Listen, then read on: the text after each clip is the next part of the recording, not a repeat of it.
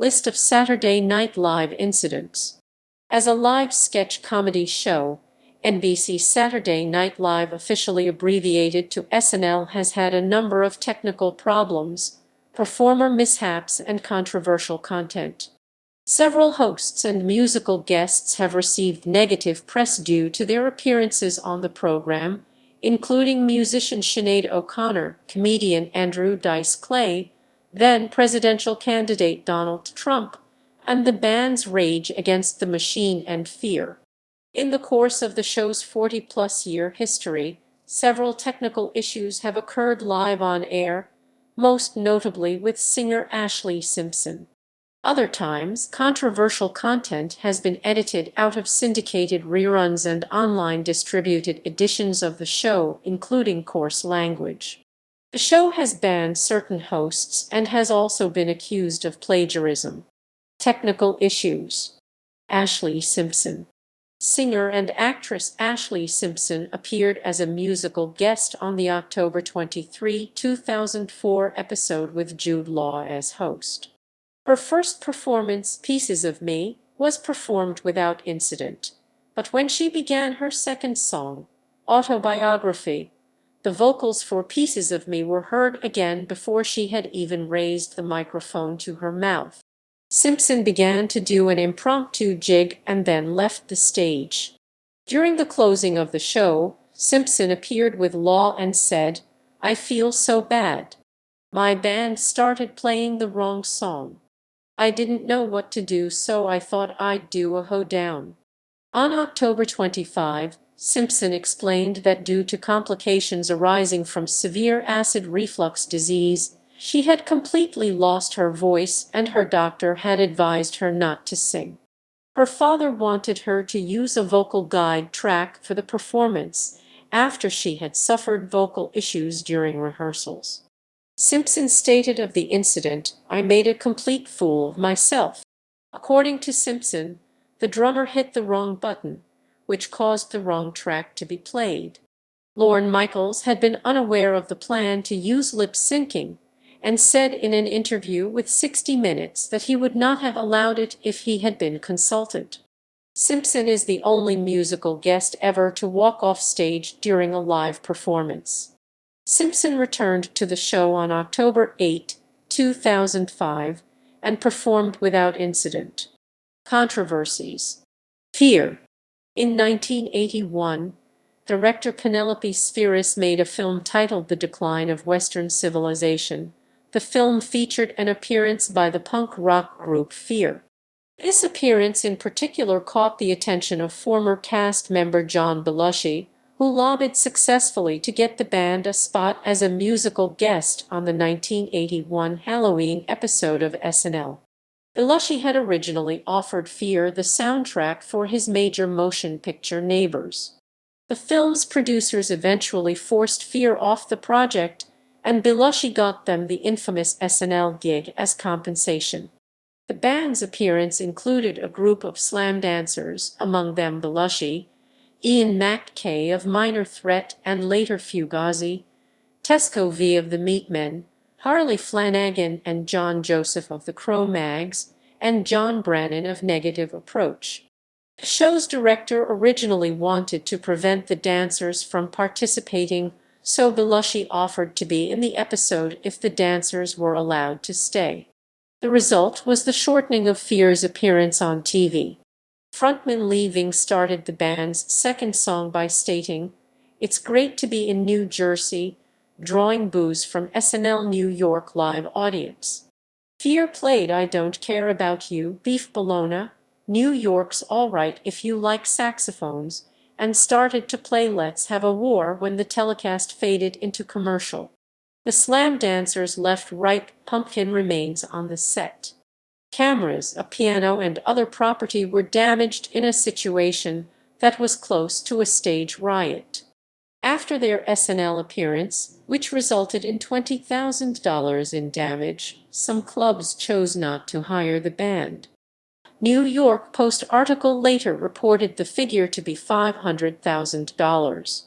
This is believed to have originated from Ving, who told the Post that We caused $500,000 worth of damage, a cool $500,000 worth of damage, 'cause we're professionals, and I counted the damage myself.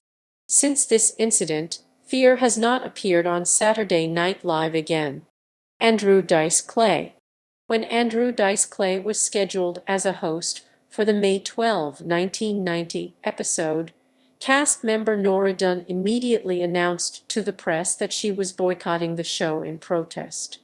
She stated the protest was in view of Clay's perceivedly misogynistic act, and did so without informing Michaels, the cast, or most of the crew about her intent. The public backlash was immediate. The selection of Clay was compared to the Holocaust by an audience member during an interview with Michaels. Female members of the cast and crew were harassed by phone and mail for sticking with the show, and metal detectors were installed at the studio to enhance security.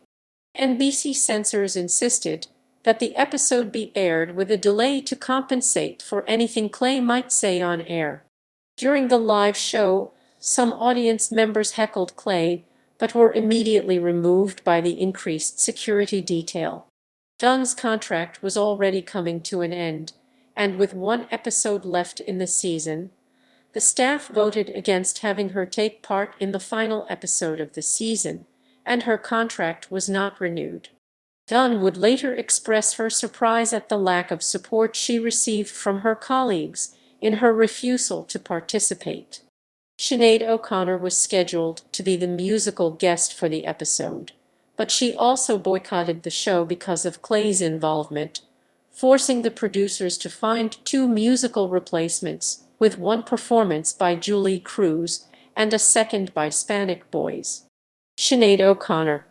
On October 3, 1992, O'Connor was scheduled to appear, performing an a cappella performance of Bob Marley's War. During the dress rehearsal of the episode, O'Connor held up a photo of a Balkan child as a protest of child abuse in war before bowing and leaving the stage, which the episode's director Dave Wilson described as a very tender moment. During the live show, O'Connor changed the war lyric "Fight Racial Injustice" to "Fight Child Abuse" as a protest against the then still relatively unknown cases of sexual abuse in the Roman Catholic Church. She presented a photo of Pope John Paul Roman II while singing the word "evil" before tearing the image into pieces and saying "Fight the real enemy." NBC had no foreknowledge of O'Connor's plan, and Wilson purposely failed to use the applause button, leaving the audience to sit in silence. Tim Robbins, who was the host for that episode and was raised as a devout Catholic, refused to acknowledge O'Connor at the end of the show. NBC received thousands of irate calls in the aftermath of the incident, and protests against O'Connor occurred outside of 30 Rockefeller Plaza, where a steamroller crushed dozens of her tapes, CD and LP. In the following weeks on SNL, Catholic guests Joe Pesci and Madonna both voiced their opposition to O'Connor. The show also aired several sketches mocking O'Connor. She has not appeared on Saturday Night Live since. The incident occurred a full 9 years before John Paul Roman II, in a 2001 apology, acknowledged that the sexual abuse within the church was a profound contradiction of the teaching and witness of Jesus Christ, followed in 2008 by Pope Benedict Roman XVI apologizing and meeting with victims, speaking of his shame at the evil of abuse, calling for perpetrators to be brought to justice, and denouncing mishandling by church authorities. As of 2016, despite the now well-documented thousands of abuse cases proving O'Connor's accusation, NBC still declines to rebroadcast the sequence with the exception of an interview with O'Connor on MSNBC's The Rachel Maddow Show, which aired on April 24, 2010, when the clip was aired in full. In reruns, the incident is replaced with the dress rehearsal performance.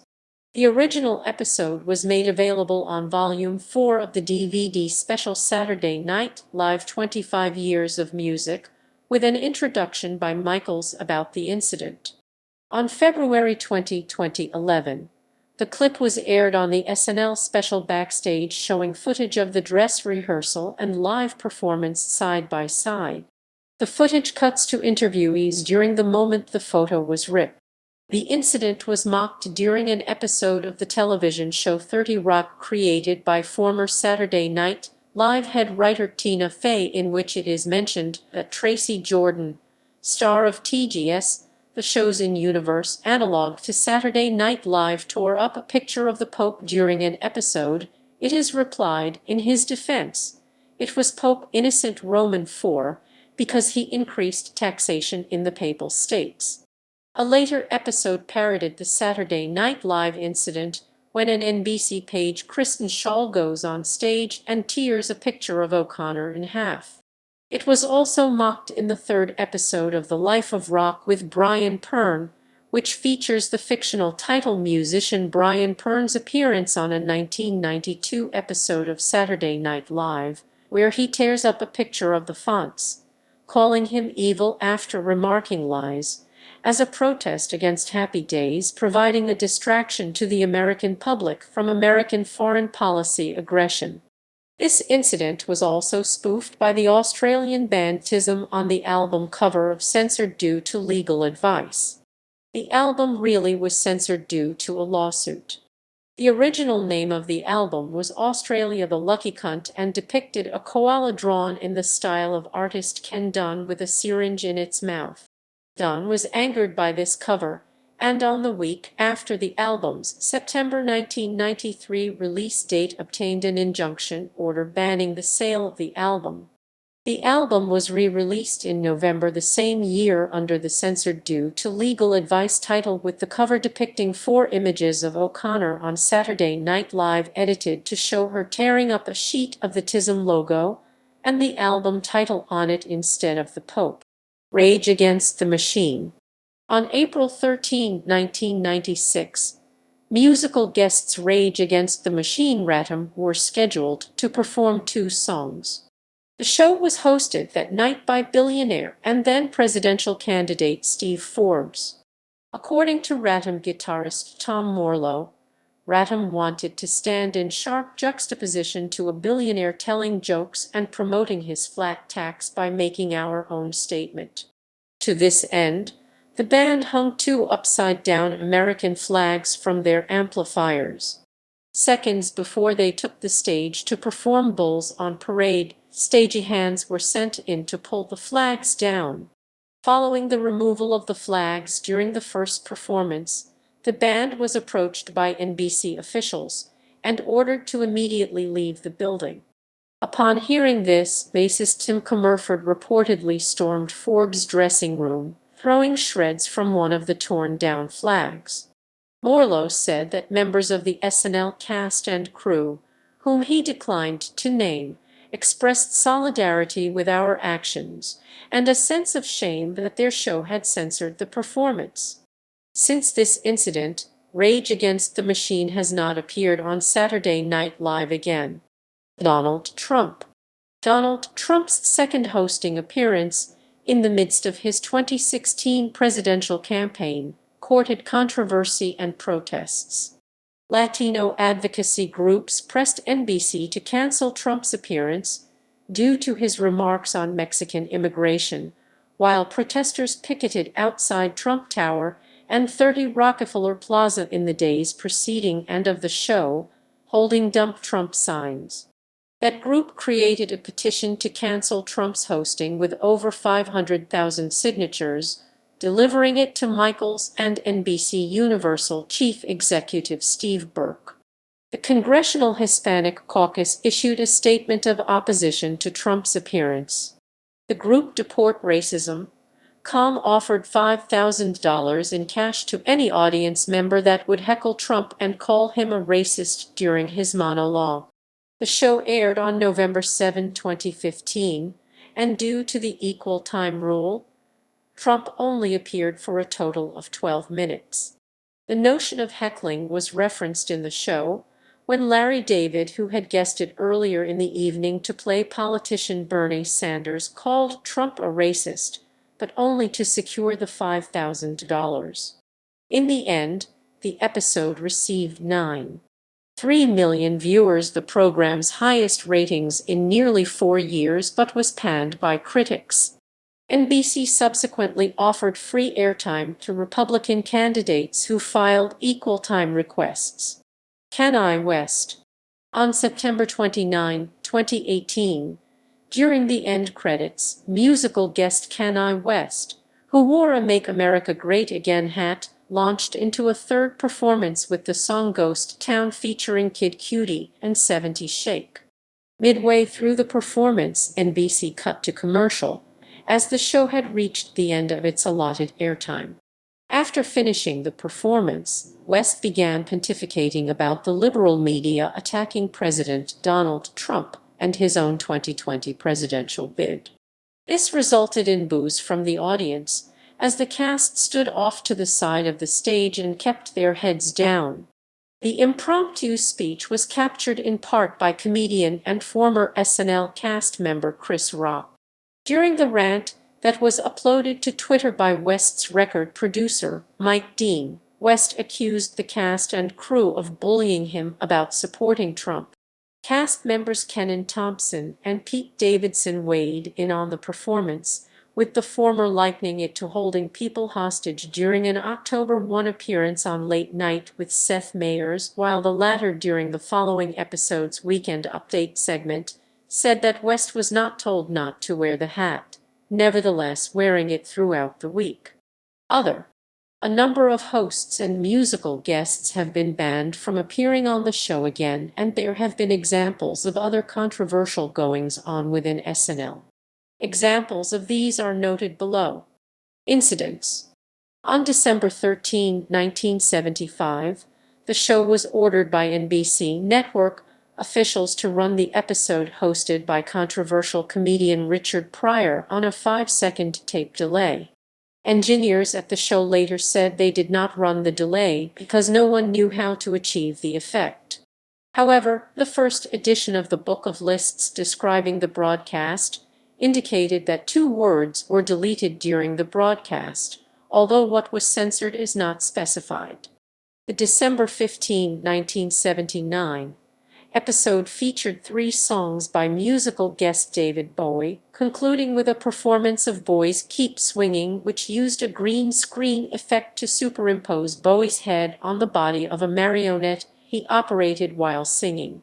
Censors muted the lyric "Other Boys Check You Out" during the performance, but were unable to react in time when the song concluded with a large phallus repeatedly popping out of the marionette's pants.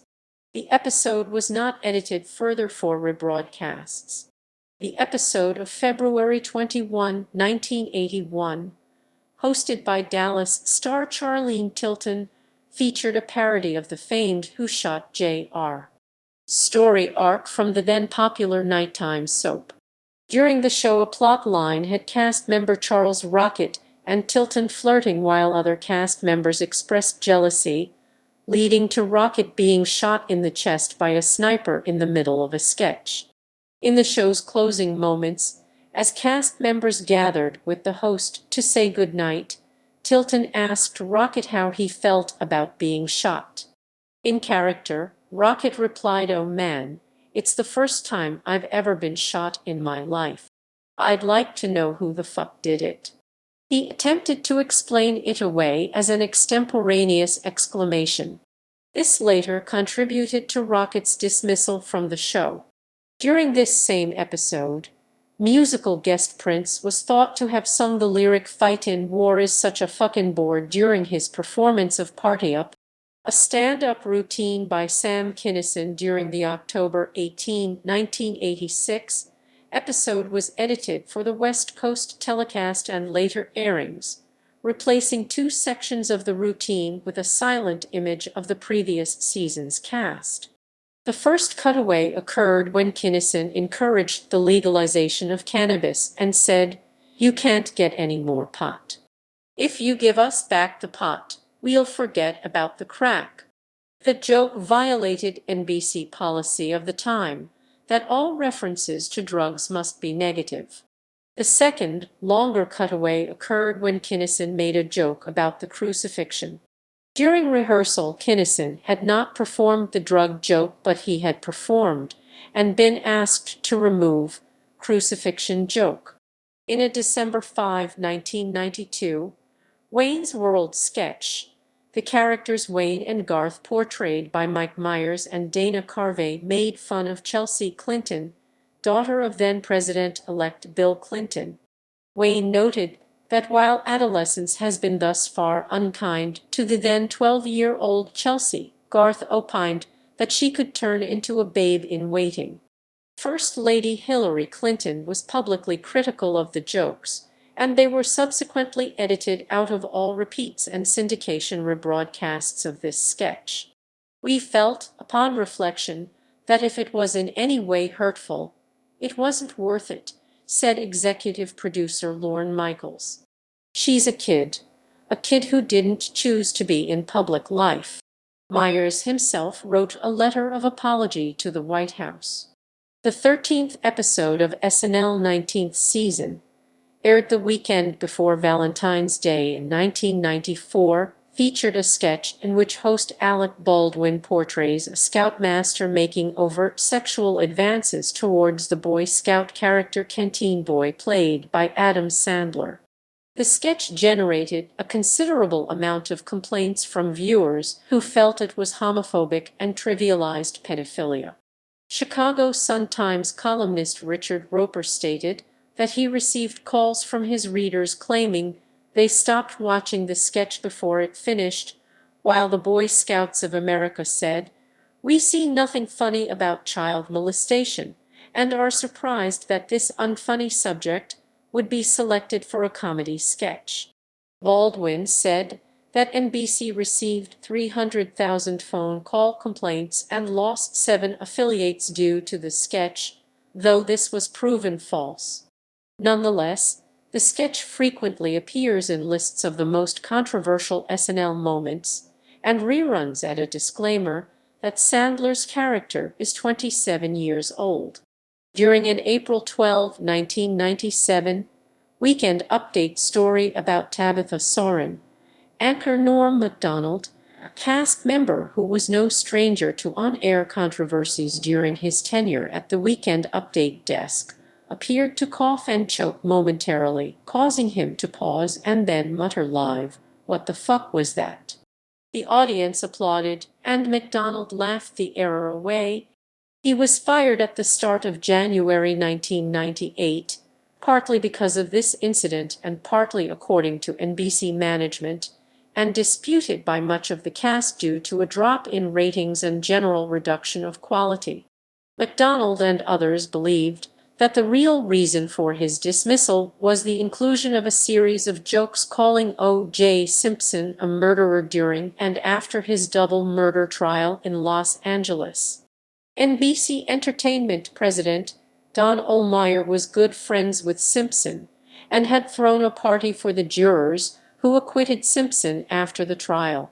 The jokes were written primarily by Macdonald and longtime SNL writer Jim Downey, who was fired from SNL outright at the same time.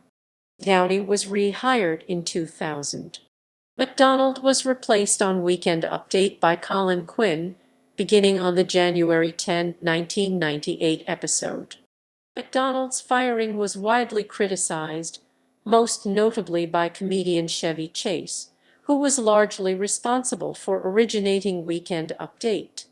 Chase argued that Macdonald's time in the chair was among the funniest and most well-written of all the Weekend Update stints.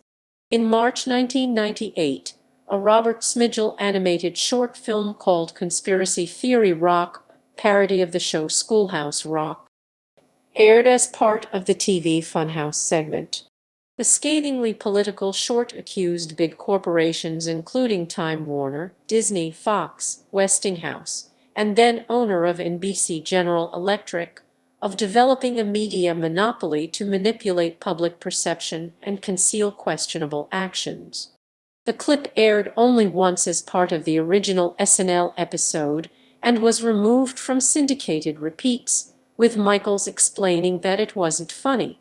The clip was eventually released as part of the Saturday TV Funhouse compilation DVD in 2006, while performing their single BYOB. On May 7, 2005, System of a Down's Jaron Malakian exclaimed "Fuck yeah."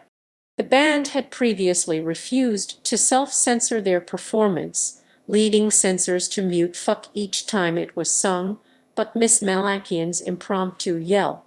It was subsequently edited out of the West Coast telecast of the show. The episode, hosted by Rainn Wilson, aired on February 24, 2007, featured a sketch titled Danny's Song, wherein bar patrons listened to the titular song and reminisce about inappropriate memories. A character played by Bill Hader says, "He loved this song. I remember we had this one great day at the park. We just had so much fun. He was running in the grass and chasing squirrels. They had this fountain and we threw pennies in it for hours. So great. It was the first day that I ever thought to myself, I have a dad. And not that I have a dad with Down's syndrome." He loved crayons.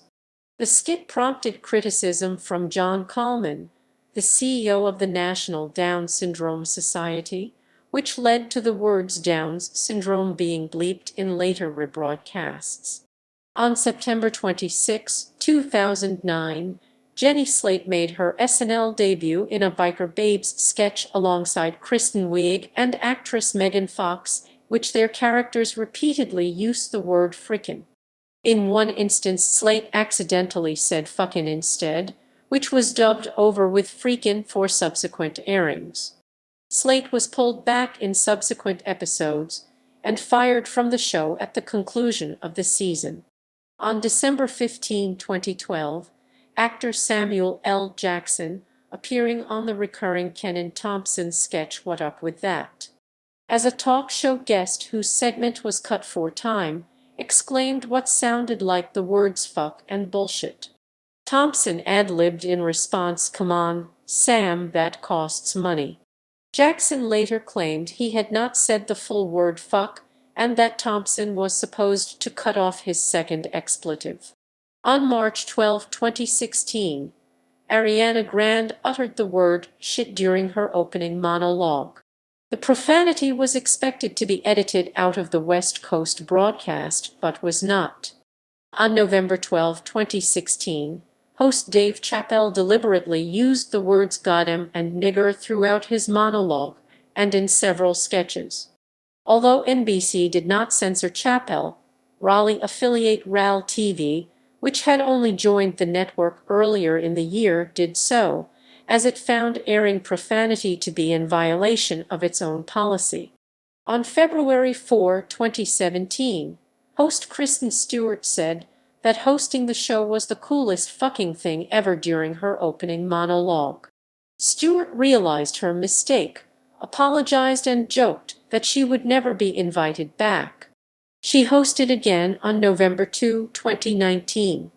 The episode, hosted by Gal Gadot, aired on October 7, 2017, featured a sketch titled Safelite Auto Glass. The sketch drew controversy for a scene in which a Safelite windshield repairman purposely breaks a customer's windshield in order to hit on the customer's 17-year-old daughter. The sketch was subsequently pulled from rebroadcasts and the internet. Rebroadcasts replaced the sketch with a previously unaired sketch titled The Last Fry. On January 13, 2018, host Sam Rockwell accidentally said "you can't be this fucking stupid" while in character as a frustrated children's television host reminiscent of Mr. Wizard. In the same episode, Weekend Update co-anchor Colin Jost said the word shithole in reference to then-President Donald Trump's comments about shithole countries, despite NBC asking him to say "s-hole." Both incidents were censored for the West Coast broadcast of the show. November 3, 2018, cast member Pete Davidson said during his Weekend Update First Impressions segment on the 2018 midterm election candidates that Lieutenant Commander Dan Crenshaw looked like a hitman in a porno movie. Crenshaw himself made a cameo on the next episode's Weekend Update, in which Davidson apologized to him. Davidson later rescinded the apology, implying that he apologized because he was compelled to do so. On September 12, 2019, the night before SNL planned to announce the 3 new cast members hired for the 45th season, several offensive remarks made by incoming cast member Shane Gillies were made public. Freelance comedy reporter Seth Simons posted clips, since removed from YouTube, of an episode of Matt and Shane's secret podcast from 2018 in which Gillies made racist and mocking remarks about Chinese people. A video of the podcast, removed before Gillies' hiring, but reposted to Twitter, showed Gillies using racial slurs against Asian people, making derogatory references to the food they eat, and discussing his frustration with their inability to learn English, later referring to it as good racism. Early in 2019, he called Democratic presidential nominee Andrew Yang a Jew chink. Gillies responded to the backlash with what Vox and the Huffington Post characterized as a non-apology. 4 days later, on September 16, spokesperson for Michaels announced that Gillies would be removed from the cast. On the November 7, 2020 episode, Dave Chappelle said "nigga" several times during the opening monologue. It is unclear whether or not this will result in a response from the FCC. On the February 20, 2021 episode, Weekend Update co-host Michael Chi said, "Israel is reporting that they've vaccinated half of their population, and I'm gonna guess it's the Jewish half." This joke was criticized by Israeli officials and by several major U.S. Jewish groups, including the American Jewish Committee, who accused Chi's joke of being an anti-Semitic trope. Banned performers. The following performers have been banned from either hosting or performing on Saturday Night Live, mostly due to being badly rehearsed, going off script, which Lorne Michaels reportedly hates, camera mugging, not getting along with the cast and crew, or anything else that would be inappropriate. On the October 29, 1977 episode, host Charles Grodin reportedly missed rehearsals during the week and, during the show, flubbed his lines, ruined sketches, and forgot the show was live. On the December 17, 1977 episode hosted by Miskel Spillman, winner of the Anyone Can Host contest, Elvis Costello was the musical guest. Costello was slated to perform Less Than Zero due to pressure from his record company. Costello disagreed and felt that the song, which was about British Union of Fascists leader Oswald Mosley, would not be understood by an American audience and was too low-key to make much impact. After only a few bars, Costello stopped his band and said to the audience, "I'm sorry, ladies and gentlemen, but there's no reason to do this song here." The band then began to play Radio instead. Costello was not invited back until 1989 and 1991. He parodied the incident on the 25th anniversary show by interrupting the Beastie Boys' performance of Sabotage, which quickly morphed into a joint performance of Radio with the Beastie Boys as his backing ensemble. On April 14, 1979, Milton Berle guest hosted the program. Berle's long reputation for taking control of an entire television production, whether invited to do so or not, was a cause of major on-set stress. One of the show's writers, Rosie Shuster, described the rehearsals for the Berle SNL show and the telecast as watching a comedy train accident in slow motion on a loop. Upstaging, camera mugging, doing spit takes, inserting old comedy bits, and climaxing the show with a maudlin performance of September Song, complete with a pre-arranged standing ovation, something producer Lorne Michaels had never sanctioned, resulted in Berle being banned from hosting the show again. The episode was also barred from being rerun until surfacing in 2003, because Michaels thought it brought down the show's reputation. Frank Zappa was banned after his 1978 episode for doing a disastrous job of hosting the show, mugging for the camera, and even announcing to the audience that he was reading from cue cards. Andy Kaufman was never banned, but spoofed earlier bannings by calling for a fan vote to let him stay or force him off the show. The final tally of viewers calling in to keep Andy came in at 169,186, while 195,544 voted to dump Andy. In 1982, Robert Blake was banned after taking a script, crumpling it up and throwing it into the face of cast member and writer Gary Kroeger. In 1986, the replacements were banned after they came out completely drunk during their performance of Bastards of Young and later appeared in each other's clothes during the second performance. However, Paul Westerberg later went solo and was allowed to appear. The band did not perform again on any NBC television program until 2014, when they appeared on The Tonight Show starring Jimmy Fallon. Steven Seagal was banned after his hosting stint in 1991 for being the worst host ever, according to SNL creator and producer Lorne Michaels, as well as being difficult to work with. In a later episode hosted by Nicolas Cage, Lorne Michaels got in a jab at Seagal. When Cage lamented during his monologue that the audience might think he's the biggest jerk who's ever been on the show, Michaels responded, "No, no. That would be Steven Seagal." A portion of Martin Lawrence's February 19, 1994 monologue concerning feminine hygiene has been removed from all repeats and replaced with a voice-over writer Jim Downey and intertitles stating that the excised portion was a frank and lively presentation and nearly cost us all our jobs. Lawrence also made references to genitalia when he talked about the John and Lorna Bobbitt incident. This led to Lawrence being subsequently banned from ever hosting, appearing, or even being mentioned on the show, although Leslie Jones mentioned his show Martin during a 2016 Weekend Update segment.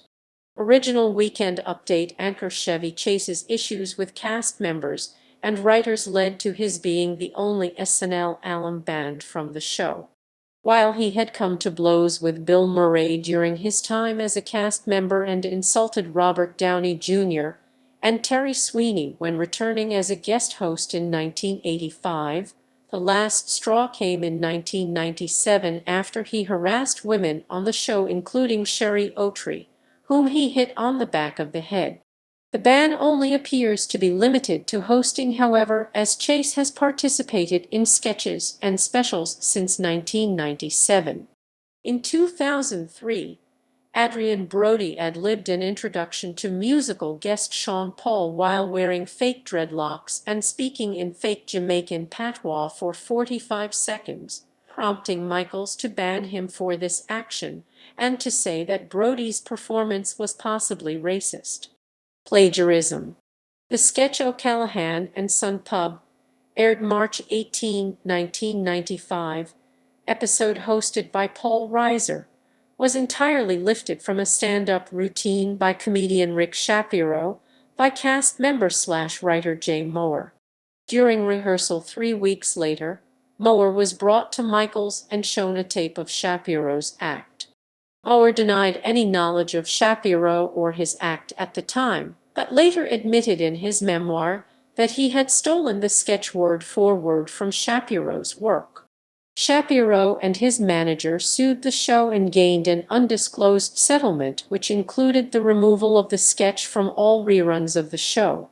Ladies Who Lunch, a sketch aired on the September 25, 2010 episode hosted by Amy Poehler, was deemed similar to the Tim and Eric Awesome Show, Great Job segment Tiny Hats. Both Tim Heidecker and Eric Wareheim jokingly tweeted links to the video. Heidecker told Vulture that "I watched it this morning and found it to be very similar to our sketch, surprisingly similar, while noting it also could have been coincidental. The sketch River Sisters aired on the October 4, 2014 episode hosted by Sarah Silverman, was accused of plagiarizing Rollin', a similar sketch performed by the Los Angeles improvisation group The Groundlings. A May 9, 2015 sketch showed a contestant on a win, lose or draw style game show panicking at being asked to draw the Muslim prophet Mohammed. Viewers compared the sketch to a strikingly similar January 2015 sketch on the Canadian sketch comedy series This Hour Has 22 Minutes, igniting allegations of plagiarism. In a 2017 episode hosted by Louis C.K., a sketch aired in which a man, played by C.K., hires a clown Bobby Moynihan to perform at a birthday party at which he is the sole audience member. Comedian Tig Notaro accused the show's writers of plagiarizing her short film Clown Service. Notaro further claimed that a writer who was aware of Clown Service worked on Birthday Clown and that Notaro and C.K. had not spoken for over a year. In the November 2018 episode hosted by Jonah Hill, a sketch titled America's Got Talent, Wait, They Are Good, was aired. Several fans pointed out the similarities with the performance, and a YouTube video posted by comedian Gus Johnson titled, "Every episode of America's Got Talent," and leveled accusations of plagiarism at the show. Johnson himself said that he considered it a coincidence, and that he did not feel SNL intended to plagiarize him. In a video made in response, he stated, "I really don't even think that SNL did anything wrong. They probably didn't even see my stupid video anyway. I mean, you can't keep up with all the memes on the internet." The founders of the sketch comedy troupe Temple Horses alleged that two sketches from season 44, The Pumpkin Patch from the October 13, 2018 episode hosted by Aquafina, and Pound Puppy from the February 16, 2019 episode hosted by Don Cheadle, were plagiarized from their own earlier sketches Pet Blinders and Not Trying to Fuck This Pumpkin, uploaded to YouTube in 2011 and 2014 respectively. In a statement to Variety, Ryan Hoffman said, "Imagine, one day you come home and it looks like somebody's robbed your house. What do you want from that situation? We feel like somebody took our stuff, and this isn't the kind of thing where you can just get it back or call your insurance company to have it replaced.